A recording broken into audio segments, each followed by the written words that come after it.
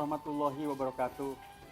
Sahabat Toki, dalam satu pengajian ada satu fenomena, bahkan ini bisa dikatakan satu tradisi yang turun-temurun, yaitu fenomena kursi kosong. Kenapa? Kadangkala ini bangsa kita ini soal masalah privasi mungkin juga yang pertama nih. Kadangkala kiainya ngaji terus, ngomong asik sendiri. Yang di belakang ustaminya, yang ibu-ibu asik selonjoran, asik nundutan.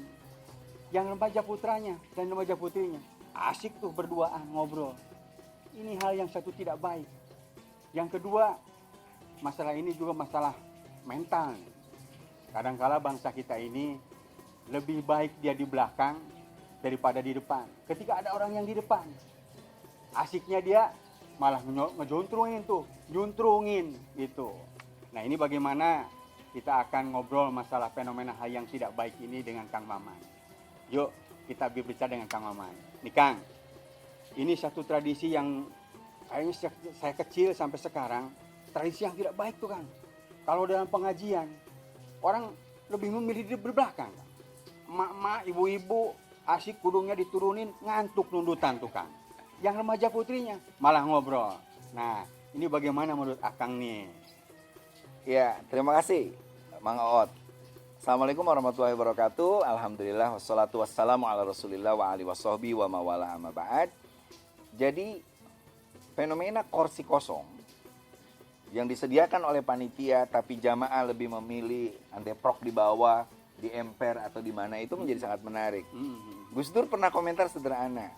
Ibu-ibu pasti memilih selonjoran di bawah daripada di kursi. Paling tidak kalau kebelet kencing tinggal wear aja kan.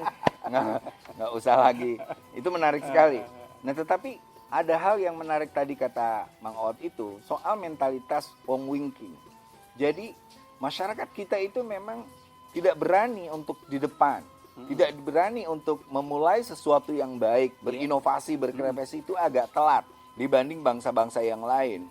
Nah sehingga mereka pun punya mentalitas untuk merasa, saya mah orang belakang, saya mah orang yang tidak penting, saya mah tidak dibutuhkan dan lain sebagainya. Yang itu harus didobrak, bahwa kita disuruh untuk selalu punya inovasi, kreativitas, menjadi khairu ummah, umat yang di depan, berkualitas, dan memberikan perubahan. Nah, seperti itu. Nah, lalu juga, kadang-kadang orang yang tidak menggunakan kursi itu, adalah orang yang memang dia balas dendam. Kenapa tuh bisa balas dendam tuh Kang? Misalnya yang ngundang ngaji itu adalah orang yang nggak pernah ngaji. Akhirnya dia bilang, ngapain juga kita datang ke pengajian itu di depan, dia sendiri kalau ada pengajian duduknya di belakang bahkan nggak datang. Jadi memang menarik fenomena itu, Mang Oot. Fenomena balas dendam juga itu Kang. Fenomena balas dendam.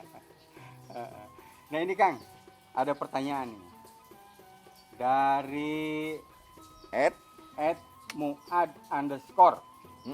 Pertanyaannya, nih Kang, bagaimana kalau misalkan dalam pengajian ini tidak dikasih kursi karena kursinya selalu kosong? Bagaimana nih Kang? Ini pertanyaan sepertinya hal yang biasa tapi ya memang menarik juga ini Kang. Sebenarnya pembicaraan kita itu lebih kepada bagaimana caranya pengajian itu mengisi tempat-tempat dulu yang kosong. Dan itu di Quran menyuruh kita, jadi jangan sampai ada tempat-tempat kosong. Persoalan itu di kursi, di pakai tikar dan sebagainya, soal lain. Tapi jangan sampai jamaah itu di belakang. Nah, maka pertama yang harus dilakukan adalah kesiapan panitia untuk menata tempat duduk itu yang baik. Karena seorang mubaligh seperti saya misalnya, itu senang kalau jamaahnya dekat dengan kita. Dialog, melibatkan mereka, lebih dekat, lebih baik.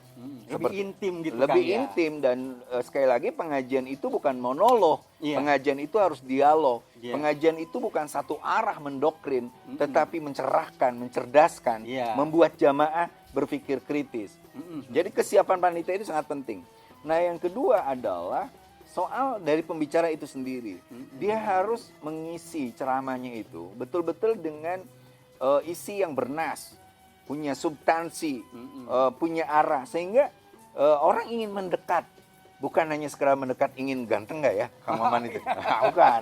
Tetapi ingin lebih dekat, lebih paham dan bahkan berani untuk bertanya. Iya, iya, iya. Karena sesungguhnya umat harus dibiarkan kritis dan berani bertanya. Iya. Nah, yang terakhir yang harus dilakukan itu adalah soal bagaimana sound system itu betul-betul harus menjangkau seluruh audiens, terutama yang depan. Kadang-kadang ada sound yang kedengaran ke belakang, tapi nu hareup mah lieur, ngedengung dan sebagainya. Gak jelas artikulasinya ya. Karena sound systemna kayak jenuh murah, kedua can bayar. Itu bahaya. Cicilan, itu ya Cicilan. kan? Jadi menurut saya itu yang harus diperbaiki.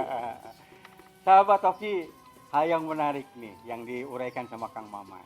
Artinya kenapa fenomena kursi kosong ini terjadi, karena memang panitianya juga dalam hal penataan kurang baik. Dan kadangkala ada satu hal juga, ketika kiai yang datangnya itu kiai yang memang orang sudah bosen Kang, itu lagi, jadi akhirnya di belakang. Ini, nah untuk itu mari kita dengarkan ibroh dari Kang Maman. Monggo Kang, sekalian untuk ditutup ya Kang ya. Iya, siap Bang Ot. Jadi ada ibroh, the lesson moral, kayak anekdot gitu ya. Jadi malaikat penjaga sorga itu biasanya kalau kita masuk sorga berdiri. Nah, setiap orang masuk sorga berdiri, mangga udhuluha abi. Udhuluha, silakan masuk ke sorga. Tapi tiba-tiba ada orang yang ketika dia masuk, silakan Pak masuk, dia tidak berdiri. Kenapa itu Kang? Temannya nanya, kenapa kamu tidak berdiri? Dia itu gila kursi. Gila kursi? Oh, takut kursi saya, kata malaikat, diambil juga oleh dia. Tapi bukan saya anggota DPR, Pak. Nah, mohon maaf. Nah, itu semua sahabat hoki, humor ala kiai. Subhanakallahumma bihamdik. Asyhadu an la ilaha illa anta, astaghfiruka wa atubu ilaik. Wallahul muwaffiq ila aqwamit thoriq. Wassalamualaikum warahmatullahi wabarakatuh.